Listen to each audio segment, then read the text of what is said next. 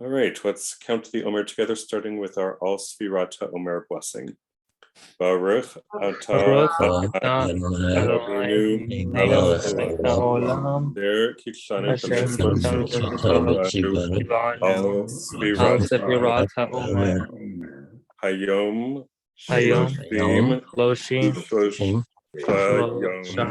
Yom Shem Arba'a Shavuot Chamisha Yamim LaOmer.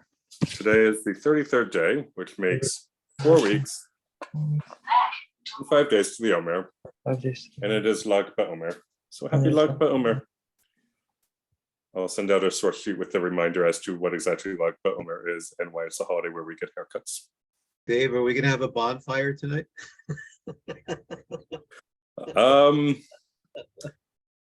I'm not planning on setting one. I just installed a new smoke detector and I don't want to try to use it to test it. Just a little Lag BaOmer big fireplace. Yes. If I were more skilled with the virtual backgrounds, I'd put one up at a bonfire, but I'm going to focus my efforts elsewhere. So let's say our La'asok B'divrei Torah blessing together. Baruch atah Eloheinu melech haolam asher kitshanu v'tzivanu La'asok B'divrei Torah. Praise to you, Lord our God, rule of the universe, who's made us holy with your commandments and commanded us to busy ourselves with the words of Torah. And as soon as I can get this thing to close, we will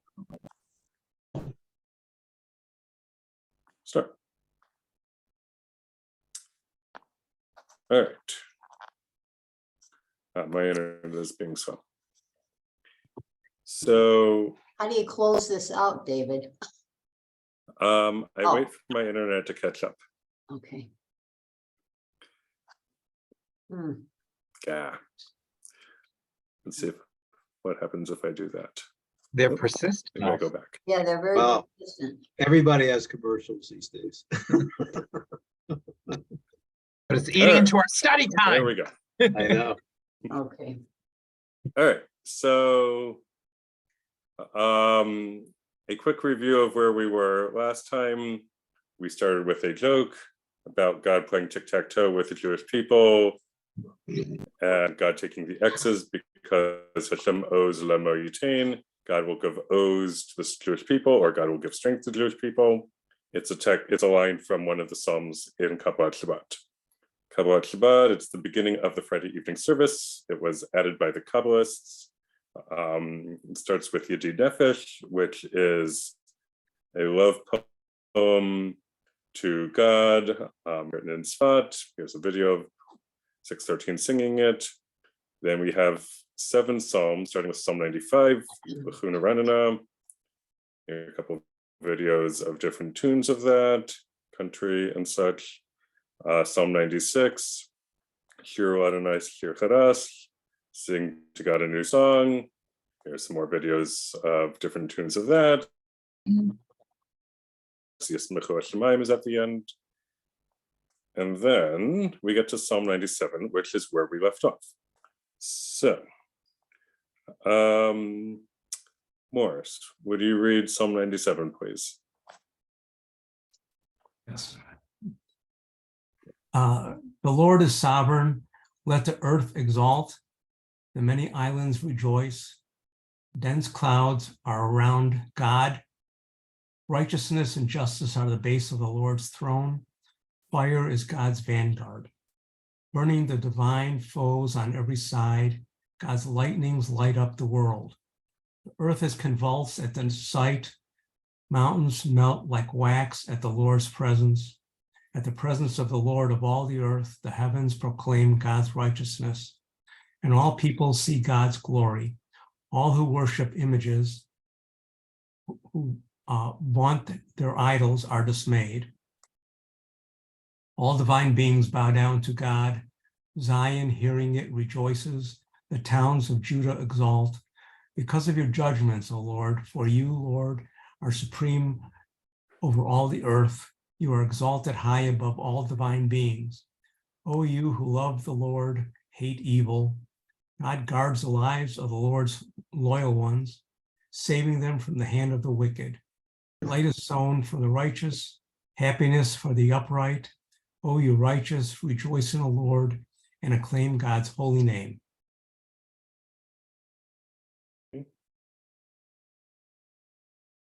Okay, the context. This is Psalm 97, a nature psalm. What do you make of the phrase, light is sown for the righteous, happiness for the upright? Thank you.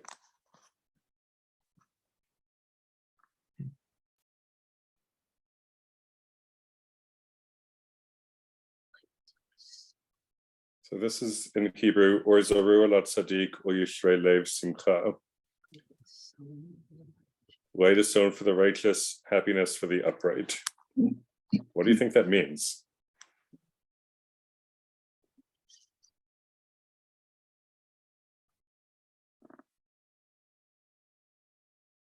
Supposedly people who are so good, like a righteous person, you see that in their face, they shine, which would be like a light. Hmm.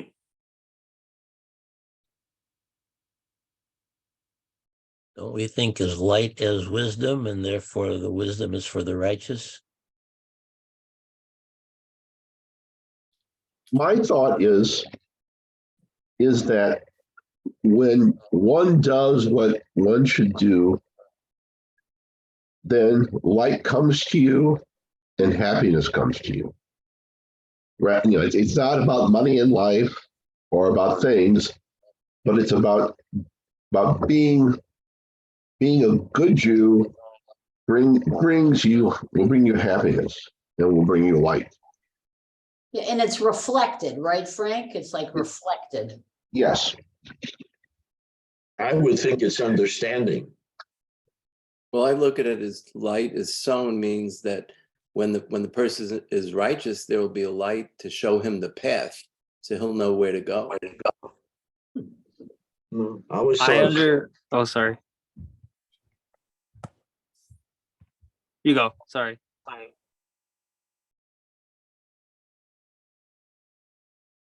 Charles, were you going to say something? No, I was just saying, I see the word sown. That reminds me of when you're sowing seeds. You're sowing and you harvest the product of so that there's fruit of knowledge, if you want to say it that way, knowledge, and so you learn what is right and how to act, behave in a righteous manner, and then you're happy because of that if you do. That was similar to your question. What is the reward for doing the right thing? Mhm. I was thinking that the sentence means something somewhat more literal in the sense that it says light is sown for the righteous, happiness for the upright.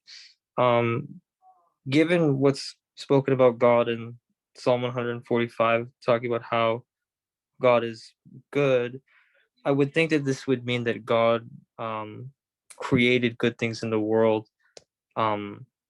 maybe to allow people to contemplating their goodness of the good things in the world, to allow people to be good to themselves, perhaps, through contemplation of God's own good works.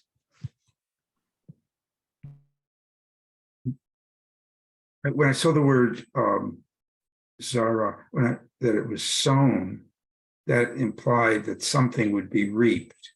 And I wasn't sure what would be reaped. And then unfortunately for my ability to try to think about it, I'm following the text that you have in so that I would have a Hebrew text next to it. I'm looking at this Siddur, which says, Radak says, light is sown for the righteous in this world, the harvest awaits him in the hereafter. So that's one possible way of looking at it. But it came across my eyes that way. I hadn't thought of that. Bill, could you repeat? I didn't catch the second half of your. I'm sorry. it was that light is sown. So the question is, what is reaped? You sow the light. And according to the Radak, one of the medieval, commentators, in the hereafter, you reap what you sow. That's just what it said. That could be in this world as well, yeah. Absolutely. Makes me think of Israel is the light unto the nations. So kind of, again, using this metaphor more globally. So that's how it resonates with me.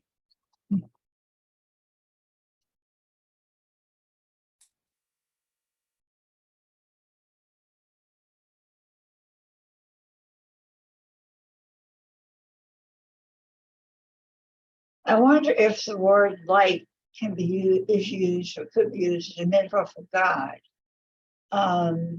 God is the light in our life. It brings us things, helps us see where we're going, guides us in our path.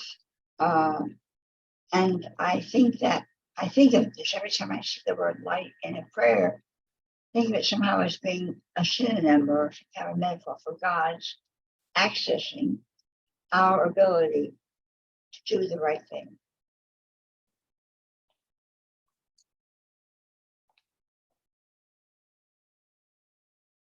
Dave? Yeah.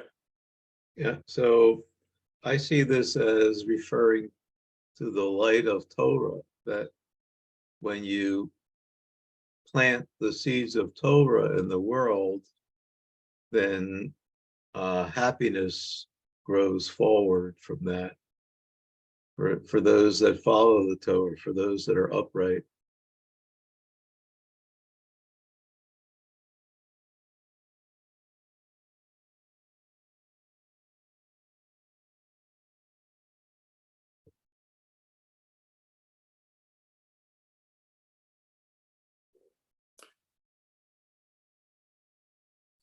You all have had some great thoughts on this. Other thoughts about this topic or this question?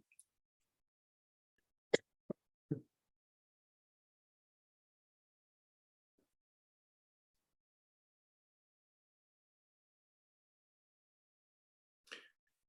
right, let's keep going. So we've got a video of the group called Kol Beseder, Cantor Jeff Klepper, Rabbi Danny Freelander, singing Or Zarua Latzadik Yisrael Simcha, Or Zarua Latzadik Yisrael Simcha, Yisrael Simcha, and so on. I think this one is Or Zarua Latzadik Yisrael Simcha, and so, a different tune.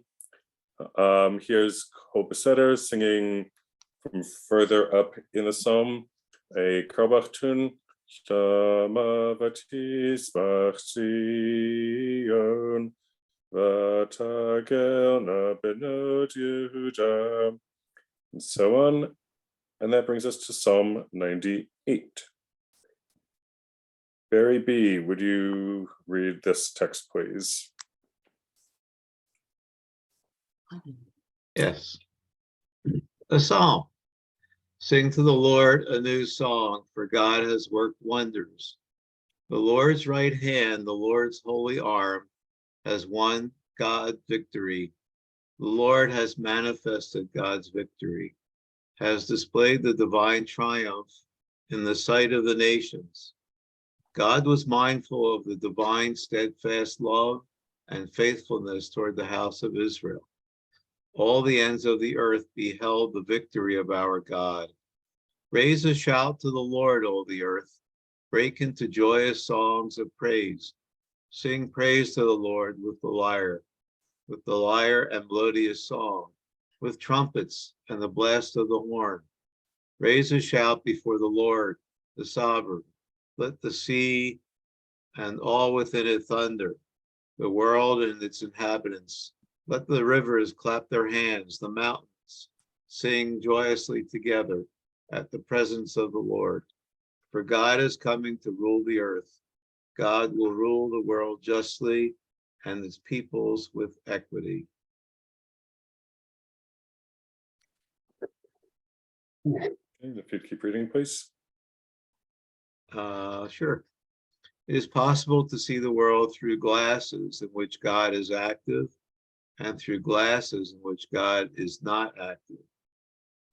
Looking at your experiences through God glasses, what wonders has God wrought in your life, either in nature or in things that have happened to you? Hmm. Wow, that's really thought-provoking. I could answer that. In the last 3 years, seeing the miracle of my grandchildren allowing me to relive some of the fondest years of my youth with my own children. Yeah, the first thing that came to my mind was when Howard was working at Gottlieb, when my daughter-in-law Linda gave birth to our granddaughter Rebecca 32 years ago, we were able to be there and actually see that. And that was definitely looking through God glasses.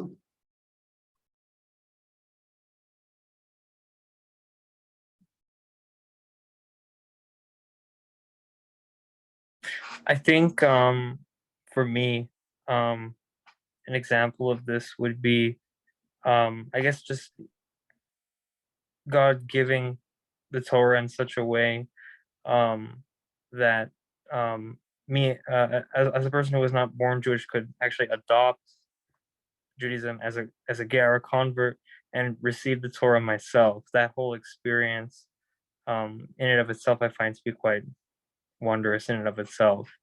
That I could, in a sense, participate in my own Sinai moment in that sense, of receiving the Torah in that way.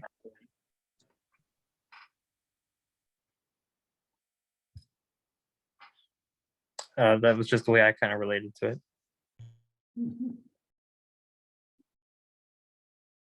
Do you think this, when it talks about, or the interpretation that, God can be active, God can be inactive, do you think part of that is that, humans are in partnership with God? And, sometimes, in certain times, whereas we might rely on God for certain things, but other times we kind of do it on our own with inspiration from God. I mean, I was wondering if anyone, looked at it that way, because I thought it's an interesting way to look at it.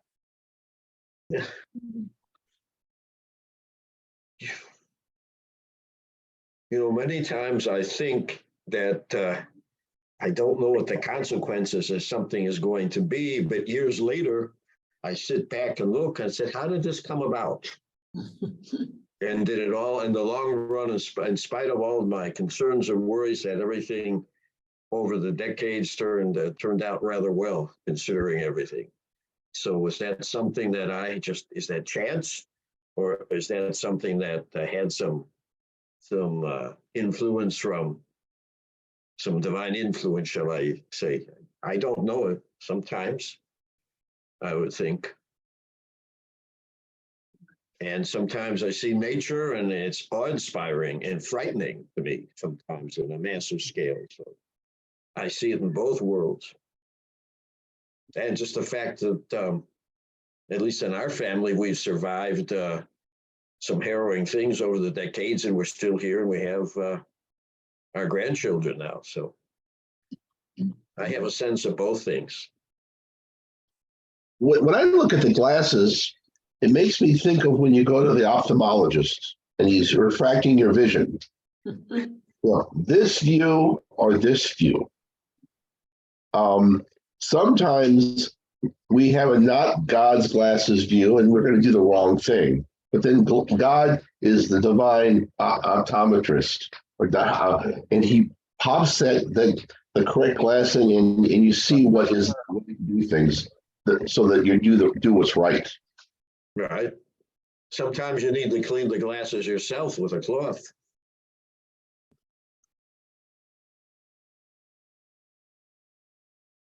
I'm having some eye work done about 12 hours from now, so I don't know all this metaphor with the glasses and come on.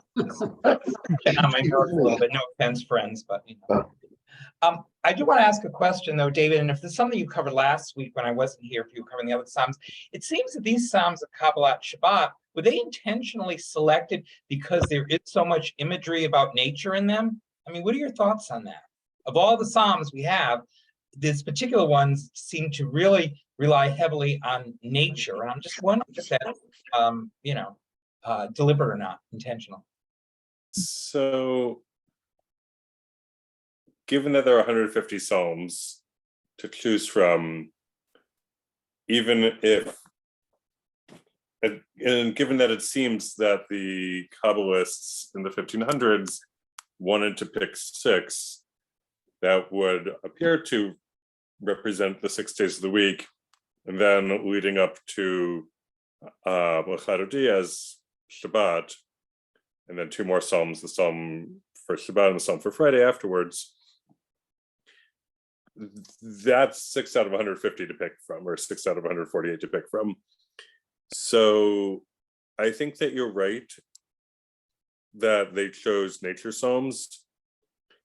And my guess as to why they did is because when Kabbalat Shabbat was developed, it was the Kabbalists in Tzfat, which is a city in northern Israel, going out into the fields per a Talmudic story and welcoming Shabbat as the sun is setting. So they're out in nature, they're seeing the sunset, and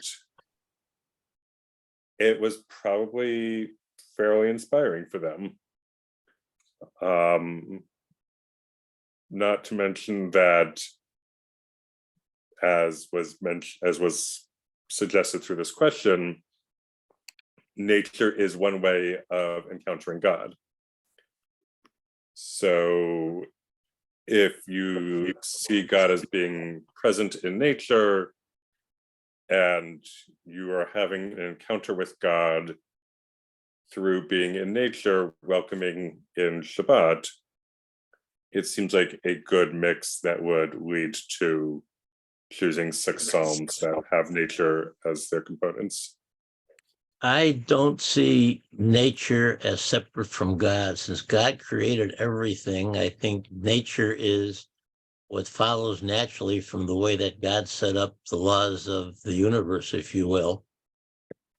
But the question I have is, with these 2 pairs of glasses, one of which you see what God is doing and what you see what God is not doing, how do you know where to find them and how do you know which pair to pick up?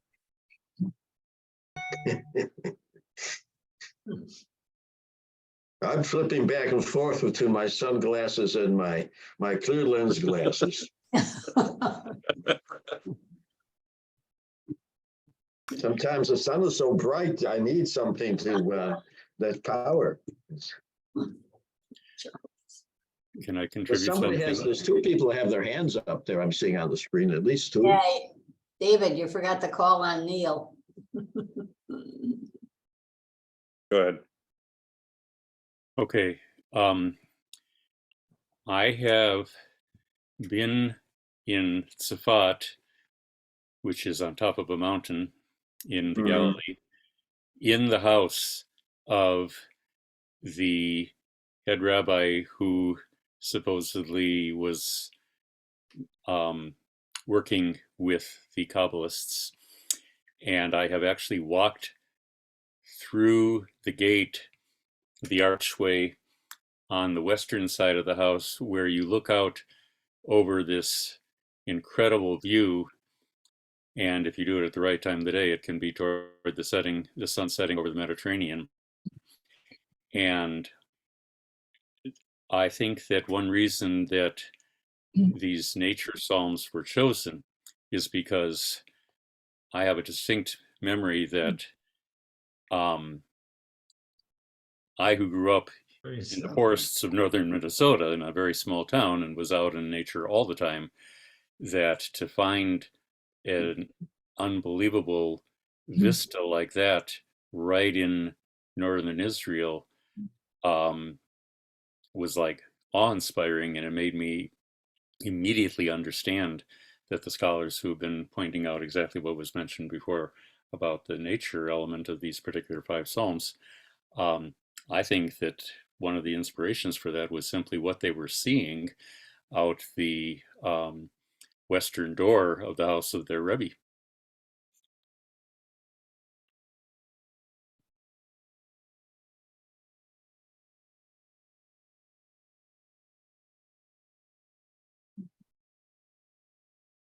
You know, back to the original question, what wonders has God wrought in your life? I see almost throughout all the years how God has helped Israel fight all these foes all around Israel, and yet this small country has to have help, even though the Israelis have great brain power, but yet they could bring the prisoners back from Entebbe when they were kidnapped from the airplane, or they could knock down missiles in the sky with the Iron Dome. And, you know, yes, we know all the scientific and technical things, how these things work, but yet throughout all these decades, how God has helped Israel. It's almost as if he's hardening the hearts of the Palestinian Arabs, whereas other Arabs and Muslim nations around are starting to warm up to Israel, like with the Abraham Accords. And to me, how Israel can miraculously survive in such an environment, and it has to be with the help of God.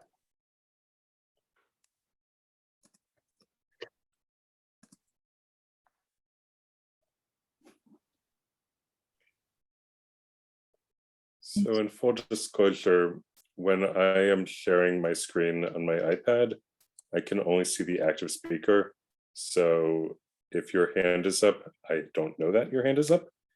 And that is why I'm not calling on you. So just go ahead and jump in. Okay, I just want to bring up 2 instances. One is Hagar, and the other is Balaam. With Hagar, she didn't see the water until God opened up her eyes to it. Mm. And with Balaam, you know, he was beating his ass, and you know, he didn't see that there was a angel with a sword in front of him until God opened his eyes to it. So I think that's you know, that's kind of how I see with, you know, God glasses. I mean, he kind of gives you the glasses when you need to see it.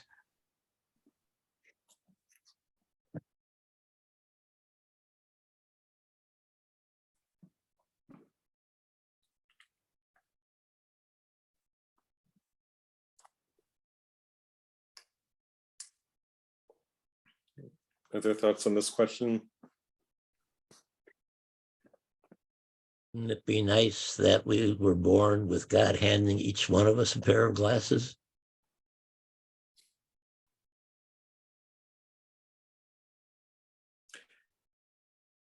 I think we are handed the glasses at birth, and it has to do with being taught how to use them. When you are around people who see the world as though God is active, then you learn to see the world as though God is active in it. And when you are around people who either don't view the world that way or don't say anything about viewing the world that way, then you learn not to consider God to be active in the world.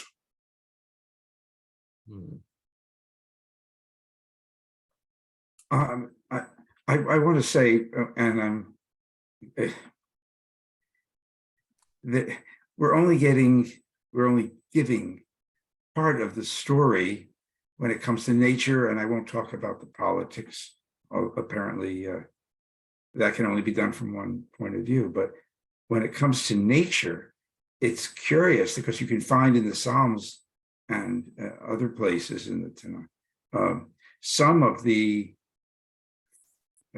danger and the terror of nature as well. So you can look at the world through what you call them, the glasses where God is active.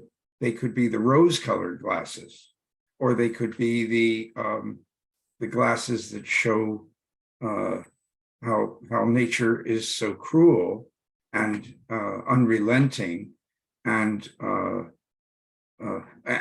maybe for our personal and collective well-being, we choose one of the views. But if we open our eyes and we see all the different sides, then we have a story that is more full of conflict and more difficult. And I don't think we should treat the psalmist as just the rose-colored glasses writer, because I don't think that's the case. That's really all I want to say.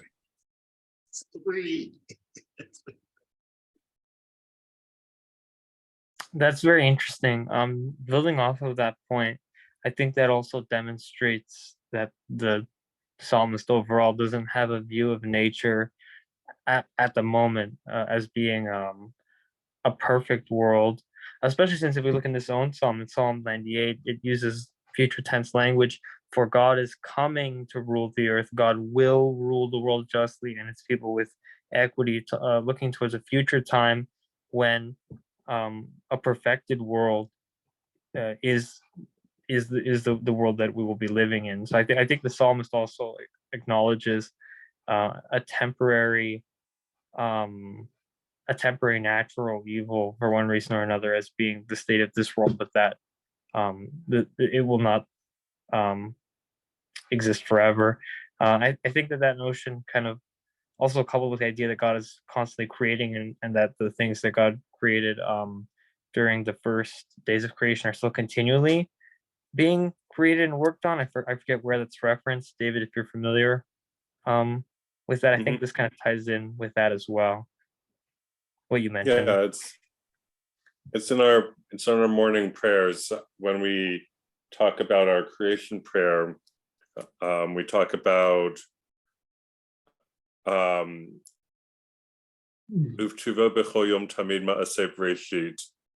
that God, in God's goodness, God every day creates the creates the makings of creation. And so this idea that the world is continually being renewed, just like the sun comes up again every day, giving us another day to be glad to be alive, that that God is, under that mindset, God is like saying, yep, we're going to go for another day here, and didn't just kick off the world once and then kick back and relax, but in that mindset is actively making the world exist on a daily basis. That's just how I saw this sort of just like the thing I wanted to tie in with, like the psalmist and the two sides of nature that he describes and how it kind of related to the rest of the stuff I had noticed in the tradition. Thank you. Mm-hmm.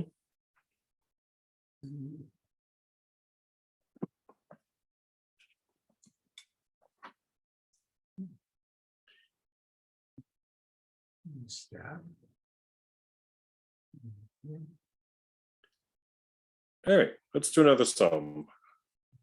But here's a video first of 613 singing the Carlebach tune. Mismar Ladonai Shir Chadash Ki Niflo Rasa Bashir Lo Yeminam Uzro Akodsho, and it goes on from there. And that's the main tune for that song.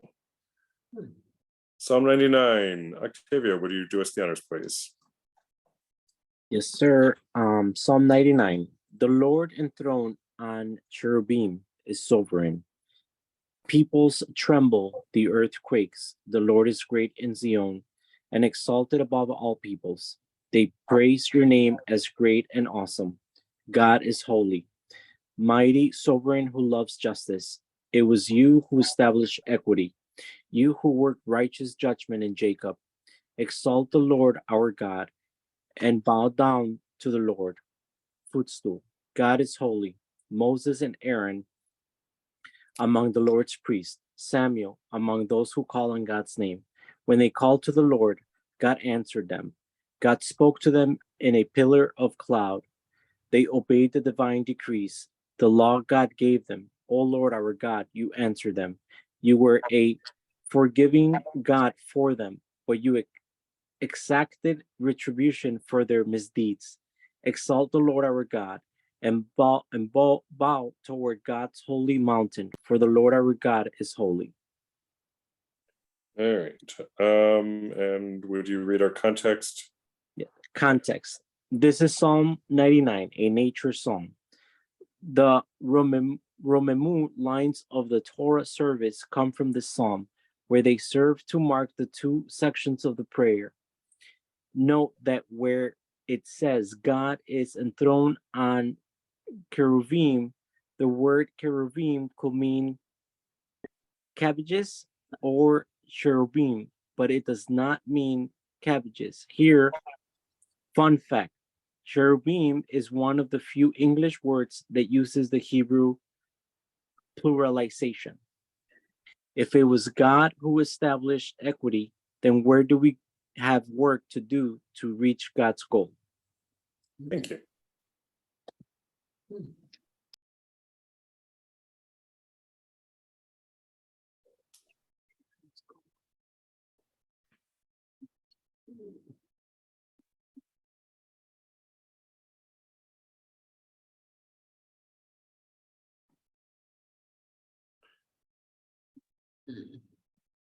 So, verse 4, mighty sovereign who loves justice.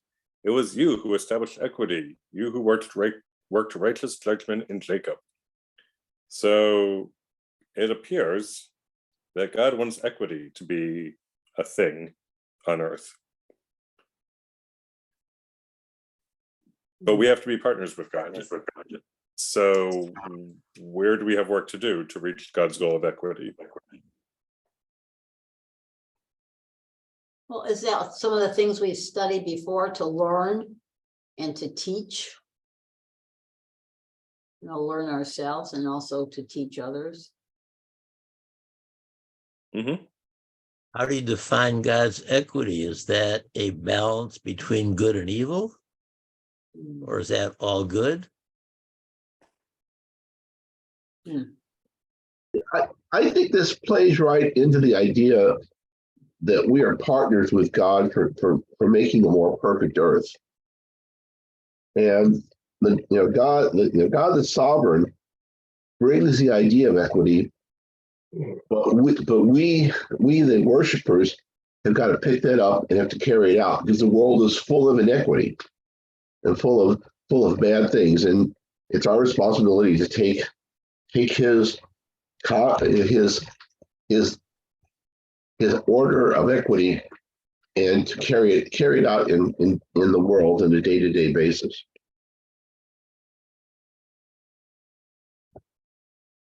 So I see this as God asking us to treat each other equally, that we should not differentiate by someone's race or someone's social position. I mean, it's the basic cornerstone of Judaism that we, that you should do unto others as you would do unto yourself. That social justice, justice is to be administered equally to everyone. The basic in creation, that all men were created equal. is how I view this. Fairness.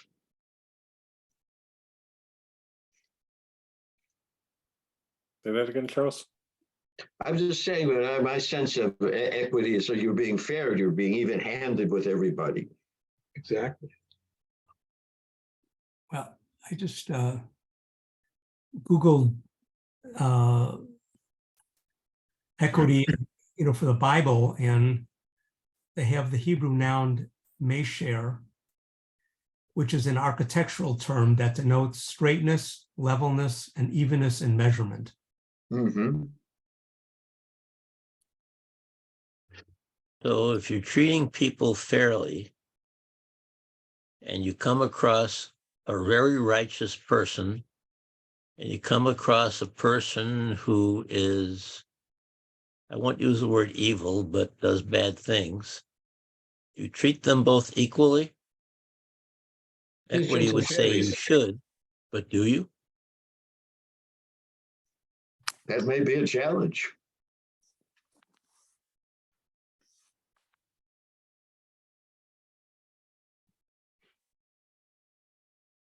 So what is this, a conflict between the righteous person and the evil person? This evil person is doing something that's damaging the righteous. So what's fair? How do you treat them Does fairly? he have some consequence for that?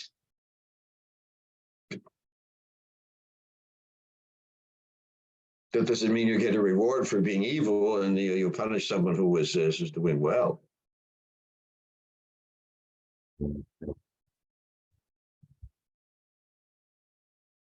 Did I just threw that out? So many times when you're discussing contracts and arrangements in between different parties, and they may not have the same interest, you try and find an equitable solution for it. Where everybody seems to be satisfied, you're being fair to each one of the parties involved. So there's a punishment side to justice as well. I think to be equally just, if someone commits a crime and so on, they should be administered the punishment regardless of their social position. And whether they were righteous or not. Right, and whether they're righteous or not. But the justice is to be administered equally. So I think it's interesting that you guys immediately got sidetracked on somebody that does evil. Right. I think there's enough good people in the world that aren't treated fairly. If you watch the 10 o'clock news on any particular day, there are lots of examples of that all over the world. I mean, look at what's going on in the Ukraine right now. And in our own country, if anybody saw 60 Minutes yesterday, the segment on starving children all over the world. So I would focus on on the good people, and with God's help, we could administer equal punishment to the bad ones.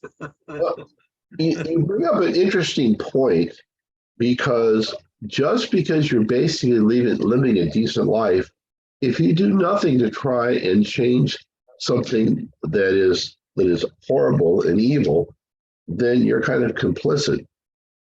So perhaps what we're being told here is that we have a responsibility to actively look for the good and look for ways to carry out the good, because we have an active obligation to be working hand in hand with God to create a better world.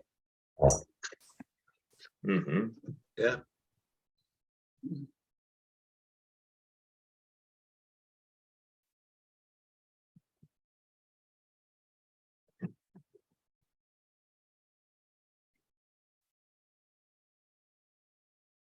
Okay, so here's the videos for Psalm 98, I think we're up to.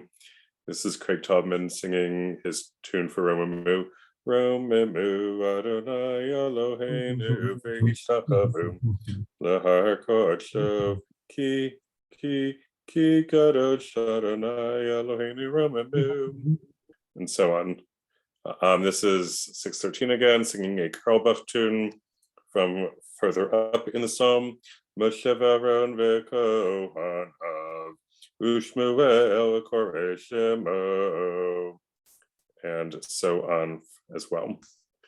And given the time, I think we're going to end there.